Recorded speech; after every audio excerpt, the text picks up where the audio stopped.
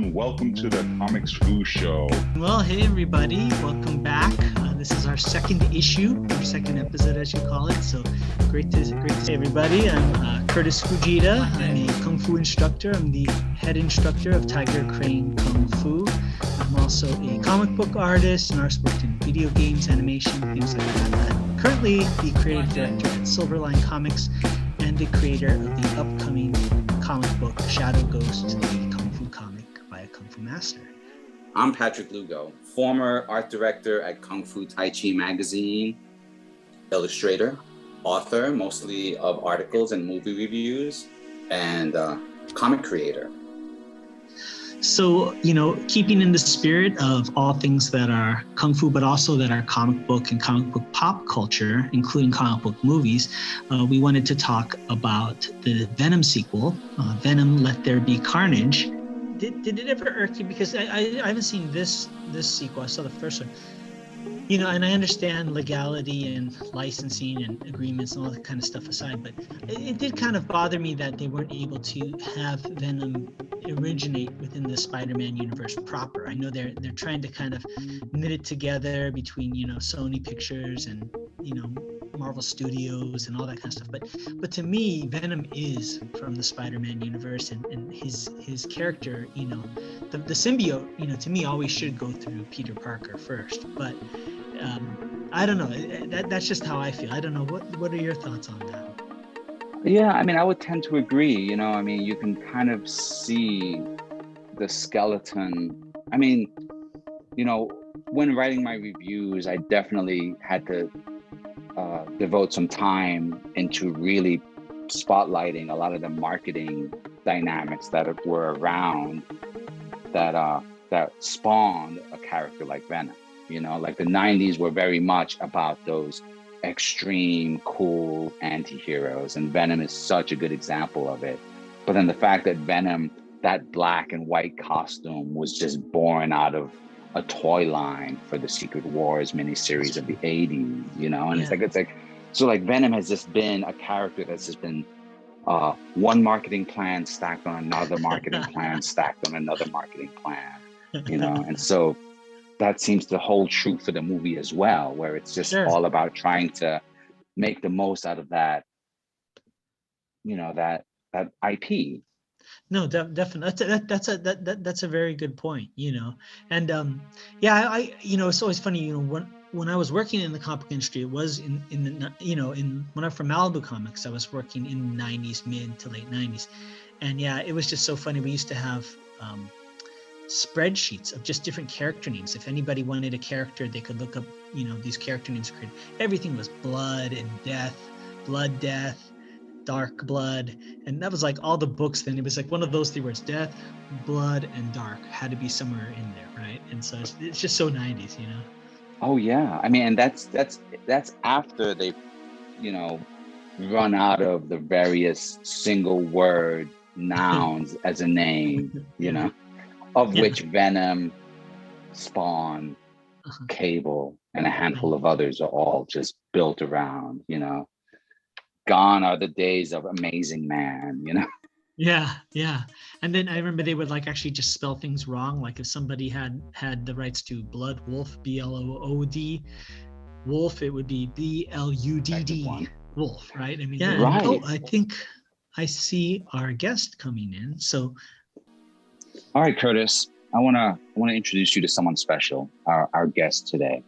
He's someone that I've worked with in the past. We've he's a stalwart member of the Kung Fu Wu Lin, right? The Kung Fu Forest. So let me introduce you to José Figueroa. Maybe you could give us and our vast audience of a handful, a little introduction of who you are, where you've been, and how you ended up here. Well, my name is José Manuel Figueroa, originally from Santurce, Puerto Rico. Basically proud Boricua, been a part of just doing interesting work with Tai Chi, I guess. And I think my claim to fame has been really having a great teacher that came from China at a certain time that I was very interested and physically able to do Tai Chi.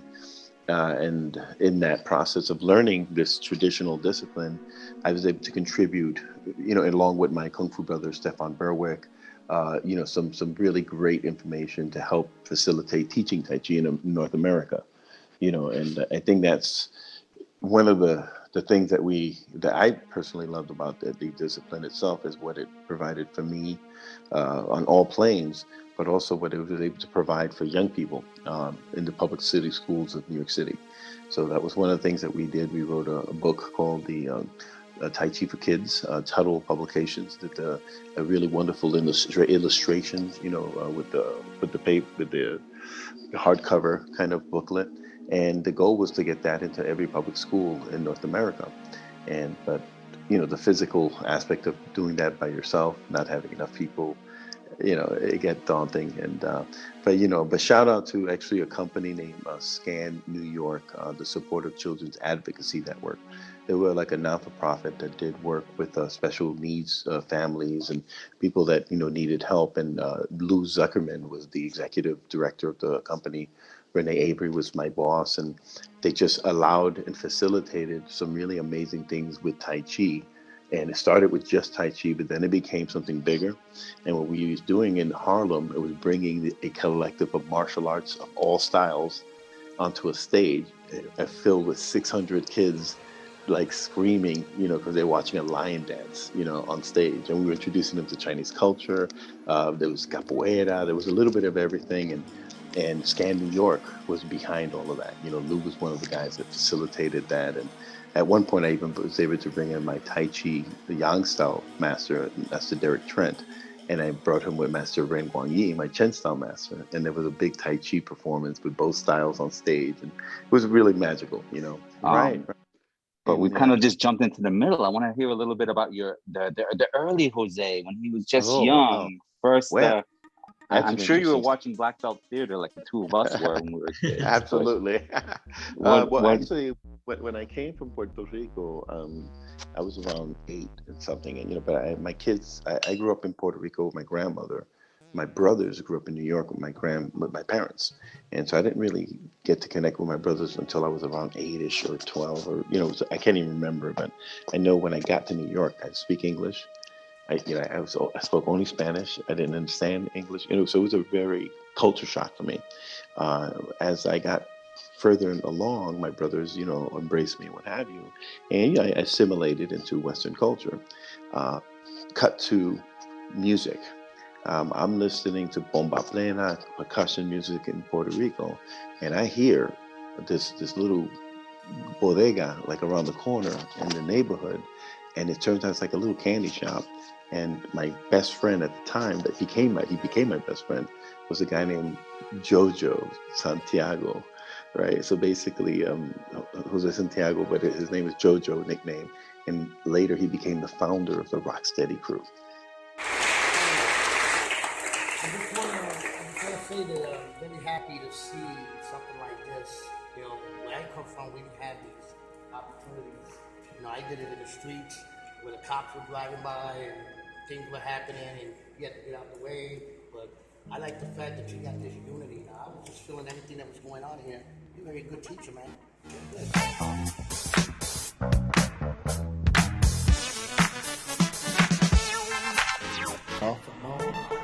They here, rockin' it.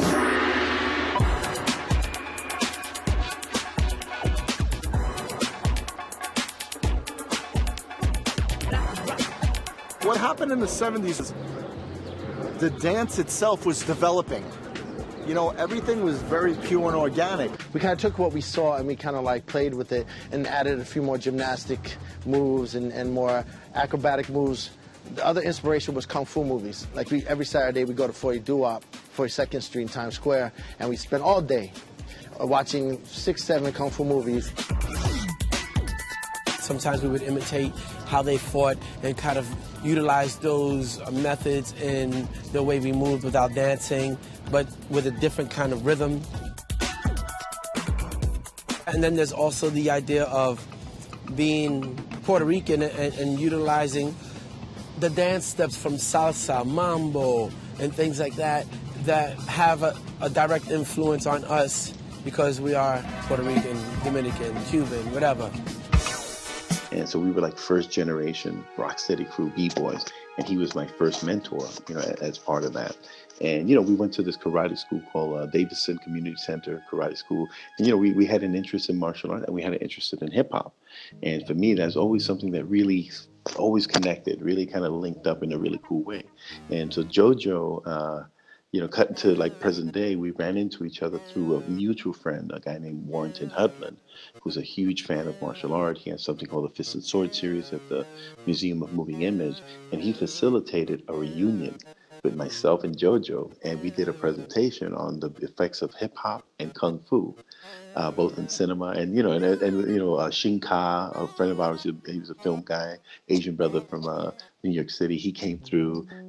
All the Rocksteady crew fellas came through. You know, we showed the movie True Legend, and I'm gonna tell you, man, to have the Rocksteady crew guys watching that movie, and I've already seen the movie 100 times, but it was the perfect movie to show them because I'm a huge fan of Kung Fu and I'm a huge fan of hip hop. So in this movie, Jay Chow, right? There's a couple of characters that are doing it. He becomes a Tai Chi drunken master, you know, the Sante monk, what have you, and he teaches some drunken style. And at the end of the film, David Carradine plays kind of this streaming circus guy, and he has this group of wrestlers, Western wrestlers, fighting against this guy who later becomes, you know, that monk. He's like, you know, Wang Fei Hong, Feng Tai Yip, all those types of characters. And Donnie Yen played him as this particular character in Beggar Soul. So anyway, he's supposed to be this Beggar Soul. And in the middle of this fight, he breaks out and starts doing windmills, like breakdancing windmills. The audience reacted. You remember back in the days when we used to see kung fu movies, and it was that reaction, and they lost it, and Warrington was ecstatic about it because it's like that's what we love about kung fu movies, if they can make you feel that. And you know, so True Legend was, you know, it's a mixture of Five Deadly Venoms meets this, you know, had all these different layers, and people were fans. And but these b-boys, they were like old-timers b-boys, and they loved the hip-hop aspect of the film, and so did I. I loved that film for that reason. But that was an experience, you know, and we documented it. It was JoJo and I, we reconnected. He brought his family, I had my family there. And Warrington is a patron of both cultures. You know, we were able to really do some great work trying to cover, you know, that history. But the hip hop always kind of worked its way into what later was my interest, which was the Chinese martial art, you know. And so Master Ren has been really a huge influence on me. But in addition to Master Ren, there's my Kung Fu brother, Stefan Berwick. And, you know, we are a mutual friend of all of ours. And Stefan was, you know, my mentor in more of the contemporary wushu, traditional long fist, basic weapons, you know. And his background and training was with the Bosun Mark family, which is Bosun Mark herself, the mother of Donnie Yen, and Chris Yen, his Tai Chi sister, Kung Fu sister. And there are people that are the vanguards, you know, for bringing, I would say, Chinese martial arts to Westerners in a way when it was inaccessible. They broke a lot of ground, and you know, and one of the beautiful things that Bosun Mark also brought was the influence of Eastern art, stage, Peking opera, things that you would typically not see here in the West, and popularized it. And you know, this is something I didn't know, but Stefan brought it up, and he mentioned that a mutual friend of ours, Fred Ho, he actually was a huge fan of Bosun Mark and what she was doing, and he adopted her philosophy, creating a production based on like the legends of Kung Fu, starting with the Monkey King. So it was this great concept with Su Wong Kong. It was this amazing theatrical production using jazz music as opposed to, you know, the traditional Chinese music. But he combined it. It was combined traditional Chinese music with jazz. So it was really avant-garde, you know, theater. And me, Stefan, etc., were a very, you know, interesting part of that. So the way it worked is Stefan introduced me to Fred Ho, and then later he told me that Bosun Mark was his influence. You know, I found that out years later. And then what the cool thing was that there was a love and a passion for Chinese martial art. Me, I was a huge fan myself, and we were at a production for Avon Davis Hall at City College of New York, and there was a show called Warrior Sisters, and it was a opera, right, a martial arts opera. And at the lead was a person, a team, a group of Asian brothers names. The name of the group is Slant, SLANT,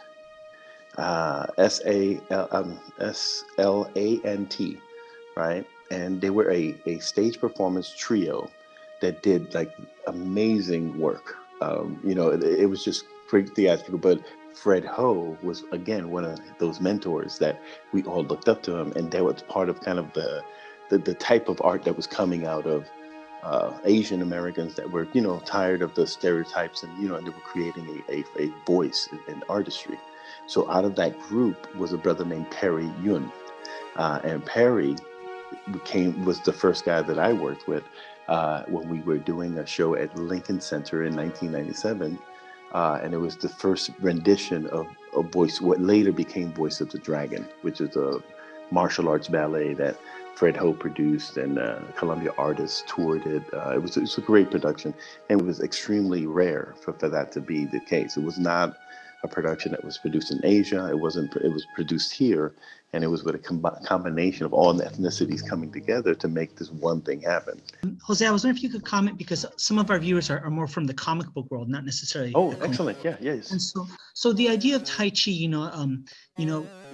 I teach Hung Ga, and I also do some Tai Chi. But even when I started, there's a very strong misconception, especially here in the West, about Tai Chi. Usually, when you say Tai Chi, most people think, oh, old people practicing in the Right, forest. right, absolutely. I get that. Martial art, they say, what type of martial art is this? But if you have a chance to investigate, it's a phenomenal martial art. I don't know if you could kind of comment a little bit about that, educate everybody absolutely. about. Would love to actually. Yeah, I personally love Chen Taichi because of my personal feeling of it. You know, I love aesthetically what it looked like, but then when you go deeper and you research and you do it more and longer, you understand it as the martial discipline. And in there's an array of techniques, a plethora of techniques that are based on locking. So this in this order, true Taiji boxing would be trap, lock, break, throw, in that order. Not necessarily in that order, but it's more ideal in that way. So the trapping part would be, so think of a Roman Greco wrestler or a Gracie Jiu-Jitsu guy, and what they do on the floor, and that's actually the type of fighting you would do using Tai Chi principles, where someone, let's say, is trying to grapple or trap someone that, let's say, is a expert in the Tai Chi system, Chen style system. If you can think of a conveyor belt, it's a conveyor belt that's just kind of bringing the joint from the wrist to the elbow to the shoulder. And once you get through those conveyor positions, something's going to snap, right? And that's actually the design of the film, of the style, you know. And the same thing I explained with the arms applies to the knee, the hip, and the ankle. And then the spine and the central upper thoracic cavity, the lower lumbar, and the positioning of the body as a martial artist, like any martial art, you know, it's all about footwork. You know, your footwork has got to be in the right places. So you're using your torso and your body as a lever to basically create a very forceful and powerful swai jiao throwing, which is a kind of a Chinese wrestling style that is not typical to only Chen Taichi, but it's actually one of its ancestors, connected. And I actually personally have an affinity for Hung Ga, because there was a love of that system because of Gordon Liu. Like, I'm a huge Gordon Liu fan. So when I got to meet him in person, man, and he came to New York, he saw our show. He was ecstatic about a stage production that showed martial arts on stage. And of course, the jazz was phenomenal, because he'd never seen anything like that. And we got lucky because he didn't realize that, you know how they pick people from the audience? They go, hey, we need somebody for the audience. And they put me in there with one of the guys that was in my show. And it was a bit, you know, he's going to show a technique in movies. You know, in the movies we used to do this, and he teaches me and my friend a technique, and it's a simple combination, and we do it easy. And he's excited because he says, wow, you guys pick up quick. And then somebody whispers in his ear, hey man, that's the choreographer for the show you just saw, and he was so cool about it. And so then we go outside and we interview him in front of the Brooklyn Academy of Music, right? And Roberto Lopez, who's one of my mentors in filmmaking, he's under the Sammo Hung like lineage. He's one of those Colombian brother that loved Chinese martial arts like I did, and he got in with the right circles. But he happened to be there at that day. It was like a bunch of martial arts people came to this, and he filmed me interviewing Gordon. And it's a beautiful interview, man. And he says some great things. One of the things that he was a huge fan of Bruce Lee. He had a huge respect for Bruce. He had good reasons, and actually I agree with every single one of them. And then when we talked about Crouching Tiger, he kind of like thought about it. He said, I've seen it, I liked it, but like we've done this movie before, like several times. And he wasn't wrong, and we're fans, so we know exactly what he meant, and shout out to Bay Logan, man, the sequel to Crouching Tiger. I actually absolutely loved. I loved the location, the way they did it. It was a great homage to the original. It had a very different tone, which it was supposed to, but it was one of those things that these types of wuxia films. I know that I fell in love with martial arts because it was a magic of Asia, that was connected to it, and the culture, and there's a beauty that's there, that and a history and the preservation of that history and that ancestry. And I think when it comes to all people of color that have some type of a history, Boricuas, people from Africa, we have this respect for ancestry and preservation of that history. And when that's taken away from you, and you have to kind of research it to get it back, that becomes there's a disparity in that type of knowing yourself.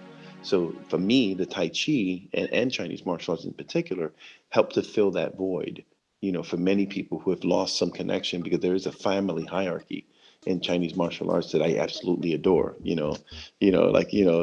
Go, Daga, Big Brother, like I love that whole aspect of the culture. And one of the really great friends of ours that God rest his soul that he passed was the rock and roll singer Lou Reed, who was a huge fan of Chen style Tai Chi, and just really a great practitioner himself. He really kind of devoted himself to the art form, but Lou also understood the hierarchy, man. This is how cool Lou Reed is, man. My teacher did a presentation at Carnegie Hall, and he was the first time ever a Chinese martial arts presentation on the stage of Carnegie Hall, and they were playing rock and roll with Lou Reed and my teacher performing Tai Chi, and it was this great show that they did. We go backstage, Ruben Blades, it's Bridget Belzer, and these are all people that were backstage, and Lou was introducing me and Stefan as his brothers, like, oh, these are my Tai Chi brothers. But he's like so proud of that, man. And and we're like almost embarrassed about it, because we're like, oh man, we're like, like, oh, Lou, man, you're being like too generous, and so he's introducing to all these, and it was just a coolness about that. He knew he was down with something that was very special, and Master Ren preserved this very interesting history because of his teacher, Chen Xiaowang, Grandmaster Chen Xiaowang, and there's this really interesting history that he was trying to maintain and preserve here in the West. Well, I think it's always no matter what style at the higher level, there's so much connection. Absolutely, so much connection. Right. And that's why I always tell my students that there's no superior styles. Styles are languages. No language is superior than another language. It's just how do you want to express yourself, right? Right, absolutely. And my Sifu YC Wang, he's known for having really good Hung Ga, but then people sometimes will see his Tai Chi and say, well, why is he doing that Tai Chi stuff? And what they don't understand is one of the reasons his Hung Ga is so good is because he investigated Tai Chi. Yeah. Cut to 20 years later, Warrington Hudlin introduced me to this young brother that was doing a film that I was working on.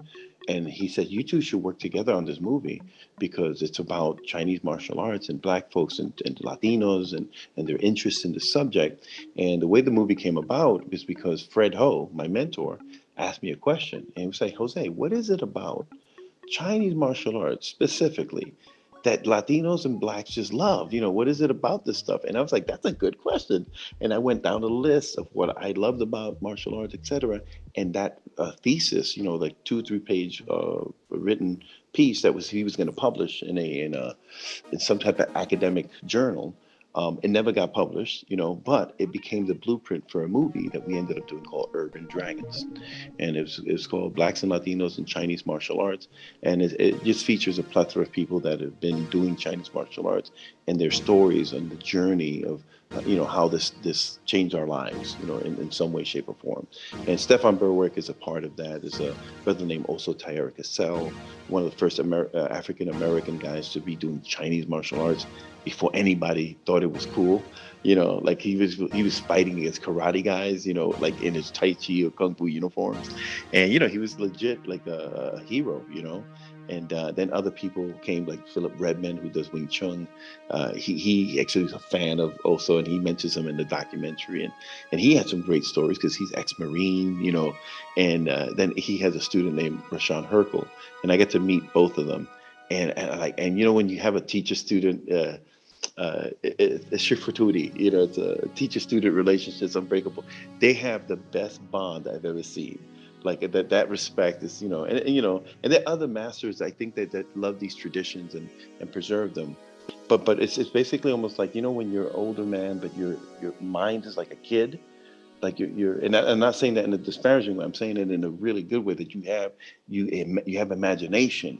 There's a brightness in your eye, and Kung Fu does that for us. I think, there's something about that magic, that youthful, and it preserves a certain, I don't know. It's just, that's what it does for me. That's how I would speak to it, But Preserves, since we're talking mhm. Tai Chi, what comic book character, superhero or villain, what's a character that would use Tai Chi? Mm. That's a good idea. Let me see. In terms of philosophy and mindfulness, right? Doctor Oh Strange. yeah. Doctor Uh-huh. Strange, in terms of what he has to do, the alchemy, knowing formulas, knowing, the philosophy, it's there's that metaphysical aspect that Tai Chi is known for, which I don't like, where, oh, you could send someone 20 feet with just thinking about it. Like, no, that's not how it works. That's not how the force works. That scene with Harrison Ford. And that's sort of my take on the Tai Chi. It's like, no, it's not magical. There's real physics behind it. Every discipline has the same physics. The expression of it is unique. There's something about the magic of that. And so when I see Doctor Strange, doing what he's doing, he's got to think so quickly to make all these things happen instantly. And that's sort of how you have to think in Tai Chi. It's like playing a very quick game of chess, and you're moving, so Doctor Strange would be my go-to superhero, He is and a master of mystic arts, so it makes sense. yeah. We've segued into comics. I know you also have a little bit of a connection with that too, with a certain comic that titled, well, there's two, but the first one I should mention, right, is your comic Shadow Lords, as well as the other comic Black Salt, but we can get to that one next. Well, we're Well, discussing both. well, I'm definitely going to talk about both of them because my brother, Owen Ratliff has this. I would say if I had to describe him, it's like the Black James Bond, but written that way. It's not like how they had James Bond and they said, well, let's just insert another actor into that role. Like he created a character that had a Shaolin background. There's this big, great origin story, and the comic book just really captured that and he broke it into 4 different comics, and eventually it became, or it will become, a graphic novel. And a feature film, he actually did this mini feature that Ben Ramsey directed, and I love Ben Ramsey's Blood and Bone, and so I'm a huge fan of his work. And to know that he was directing the film, Arnold Chung did the action, so he had this great acrobatic stuff. And later on, these guys all went to bigger and better things, man. But Black Salt started with this comic book concept idea of a black superhero slash secret agent, saying Samuel Tharp. And this character is kind of like the Black Salt part of it is that he ended up in China. I don't want to give away too much of the plot points, but it's a comic book that's worth a really good read, and it's independently produced. The owner, creator, Owen is also my partner with Shadow Lords and all the stuff that I'm working on. So whatever films we work collaboratively, we're trying to package these things to get some information out about these independent types of comic books, and and ways of getting them either to publishers or saying, hey, we want to take our published material and use the intellectual property to turn it into a film or a video game or a role play game, or so there's ways of merchandising it and packaging it. And Owen is just a genius at that. He's been able to synthesize a really interesting platform to promote the brand of Black Salt, and the nice thing about it is also there's a video game that he put together. It's just amazing. Like the graphics are great. And then he got connected somehow with Wu-Tang. Like the Wu-Tang Clan, there's this thing with the sneaker. There's like a one-of-a-kind sneaker. And he has the Black Salt thing connected to something else.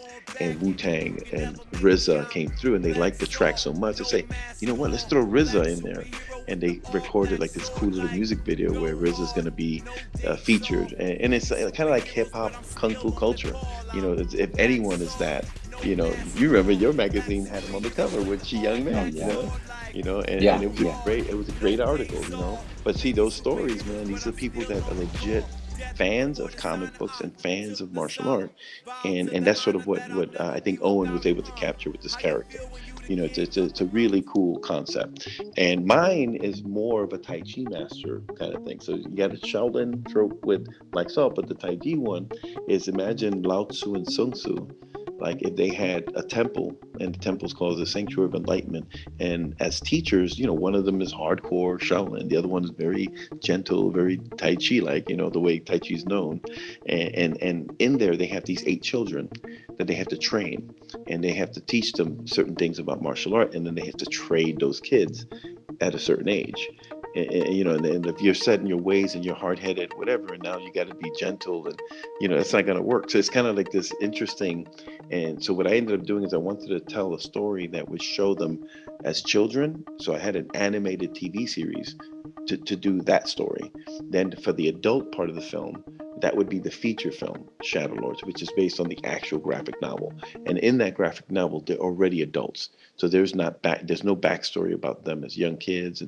But the goal for me would be to always do the kids' story in a really cool animated way, and as a comic book.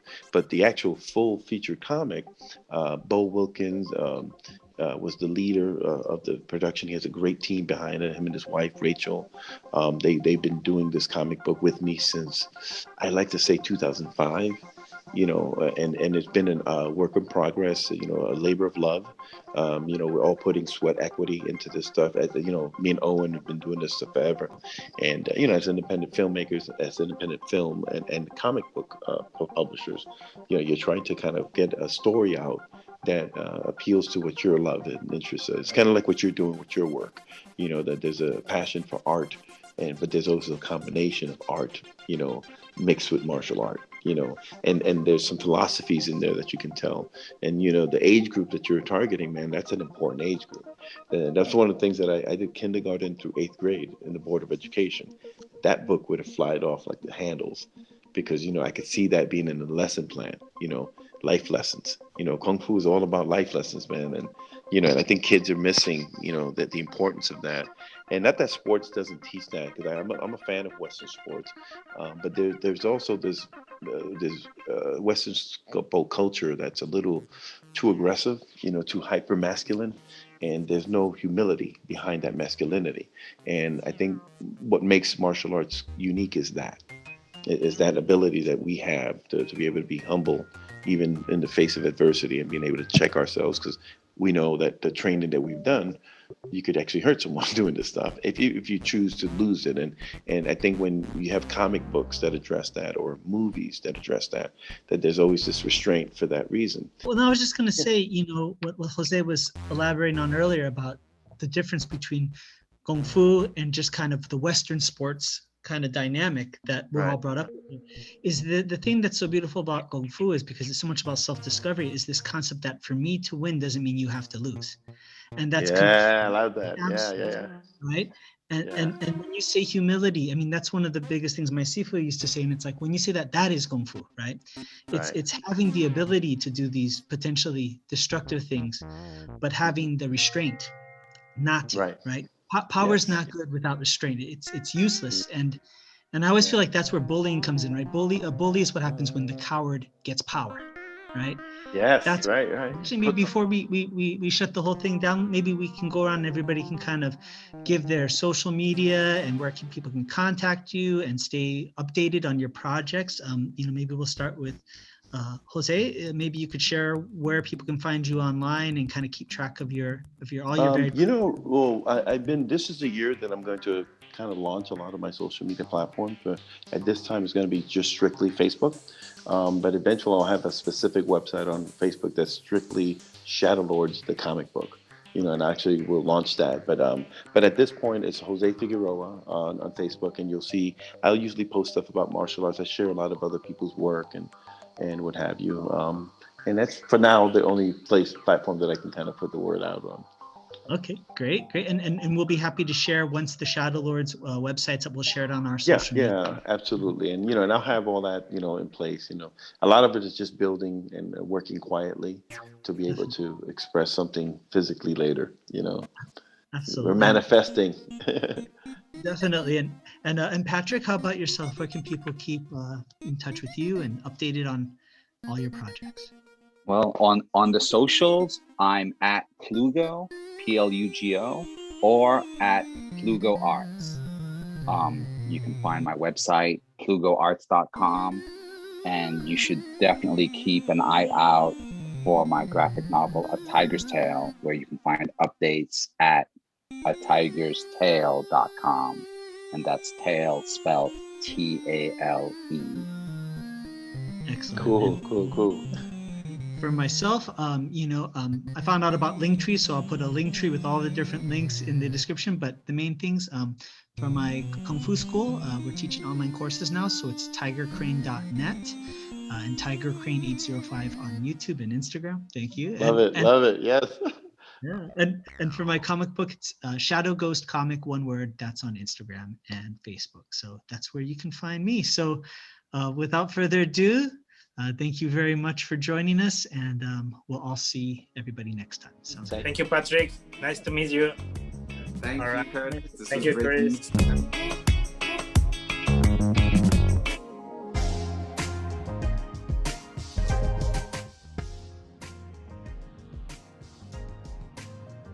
Hello, I'm Sifu Kurtis Fujita with Tiger Crane Kung Fu.